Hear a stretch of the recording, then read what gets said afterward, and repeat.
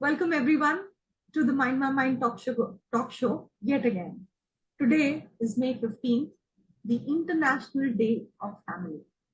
And we have with us Ms. Neha Taparia, who's a counseling psychologist who has been practicing for over 14 years to bring about a big change, a positive change in children and helping parents build a better foundation in terms of building their family.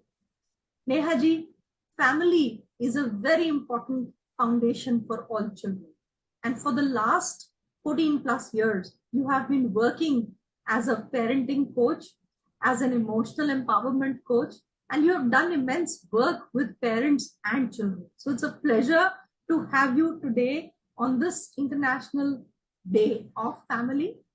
So how about, giving us some snippets on how we build a family through good parenting?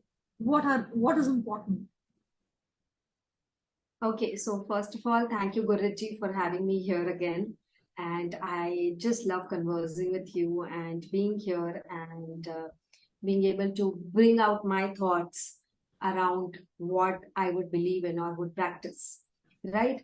And when we talk about International Day of Family and the base of family and the pillars of family, first of all, we need to understand what is a family. When we go back to the concept of social psychology, what is a group, right? Even two people make a group, even three people make a group. So, group is one, two, or more people coming together for a purpose. And family is here for a purpose. They are here to be together by choice, by chance, right?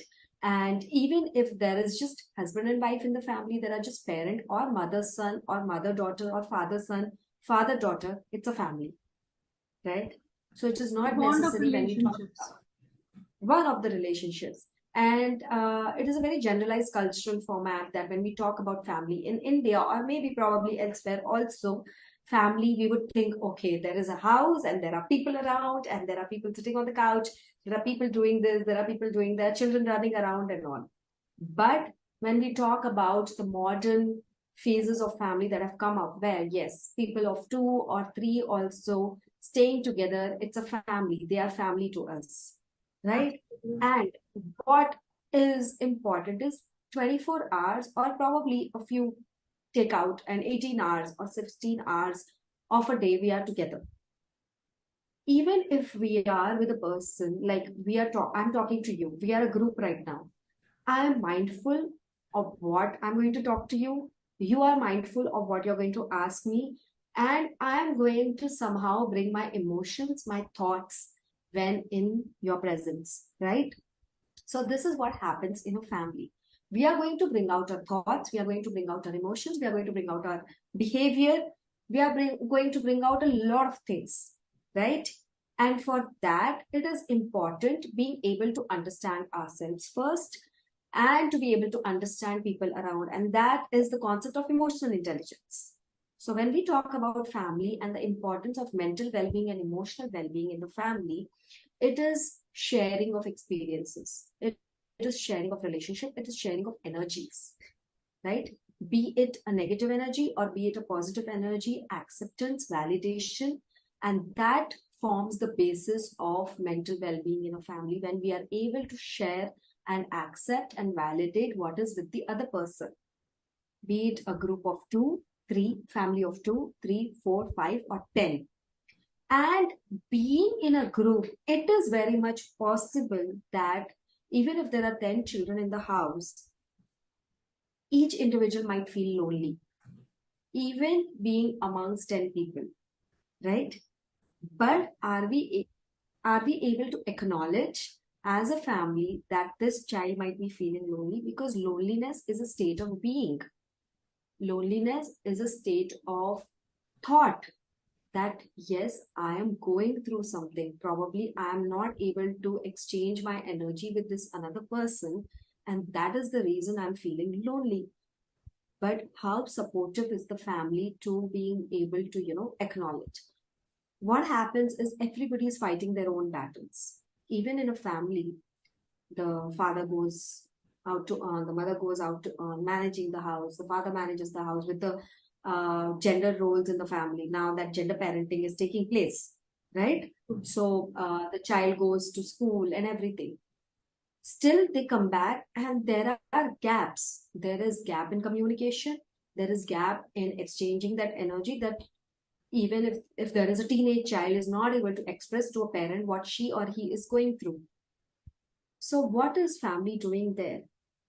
So it starts right from communication and thought process, that we build a basis, that the trust is built and the family comforts and gives that platform for them to express emotional expression. And that is very important for us to understand today, uh, on this International Day of Family, that we need to provide a platform to each other, be it providing it to your parent or be it providing to your child, a platform, or be it providing to your grandparents, or being providing, being able to provide to your grandchild or a sibling, being able to express and communicate that comfort, that mental exchange of energy, that somebody can come and communicate with you. And that message has to go out. Let expression happen in the family. Let the base be built by taking care of yourself first and taking care of others in the family around you, be it a group of 2, 3, 4, 5, or 10. So what you're saying is that communication is the most important aspect that kind of strings together the whole family. Right. Family could, Right. A biological group of people staying together, or it could be a group Right. of people who could be staying together. Exactly. It could be a family that nature has given you, or it could be a family that you have created yourself. I think that's Created yourself. Very beautifully, you've also put across the definition of loneliness. A lot of us take it as I am lonely, and therefore, other people will start taking it as, some problems and issues that they're going through. But it's actually essentially a state of your thoughts. I think that's a very beautiful thing. And I must comment here that the way you weeded together these thoughts, I think it really emotes in the organization that you set up, Skandha. So, as the founder of Skandha, I think this is what has been the ethos that you've been bringing forth, at least what we have seen for the children and the parents that you've been dealing with. So, Nehaji, emotions is a very important factor. But, emotional management, behavior management, emotional empowerment, these are things today which we hear, but are there any steps that we take consciously as parents to inculcate these? I don't think even in schools today, this is being actively pursued. You will read these as, must do's, and something that okay, ये होना चाहिए, हमें सब पता है, but do we actually put it into action? Practice. Do we actually put it into practice? Do we even teach our children doing that? And I think as part of family, like you said, these are very important aspects. So how do we deal? Absolutely. How Absolutely. teach people that? Give us some tips. Yeah. Parents. First of all, it is important for everybody, be it a parent or an individual or a person, to understand that everybody go through emotions. Some are able to express, some are not able to express. Some express in different ways. The only thing, as I've mentioned before also, that they are called negative or positive emotions are because of the way they are oriented outside, right? Maybe anger or maybe sadness. You start crying when you're sad. Maybe you start throwing things when you're angry, or you are not able to understand what is going on within you first. Acknowledge, accept, validate as parents that you can get angry, you can get irritated, you can feel lonely after birth of a child, that you are not getting adequate time from your spouse or your other family members, right? You can get lonely, or you can feel lonely that I'm not able to work or build a career as it was before, right? So you can and accept and validate with that. Once you do that, it is important for you to empathize with your child, that my child is going through something, and accept and validate that.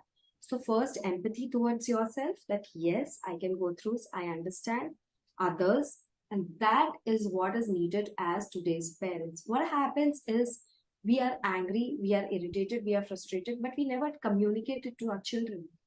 We think we should not show anger, and we just go and sit in one room and we will not talk to our children. But is that helping? No, it is not. Your children might feel aloof, that my mother doesn't need me. The children have gone to that extent of thinking that if a mother needs her time and just doesn't communicate or talk about it, and doesn't tell that I need my time, and just goes and sits in one corner, or if father does, the children might start thinking my mother or my parents are abandoning me at this age, so probably I also don't need to share anything with them. Give a platform. First, are you demanding that platform?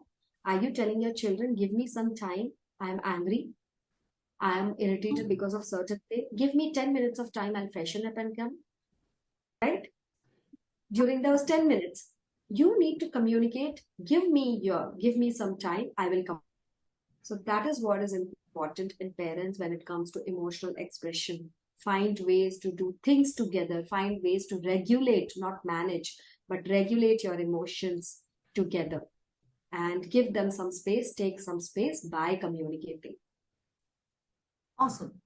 Yeah. So I think the takeaway from today's session is that as a family, when you're parents, you build the family for your children.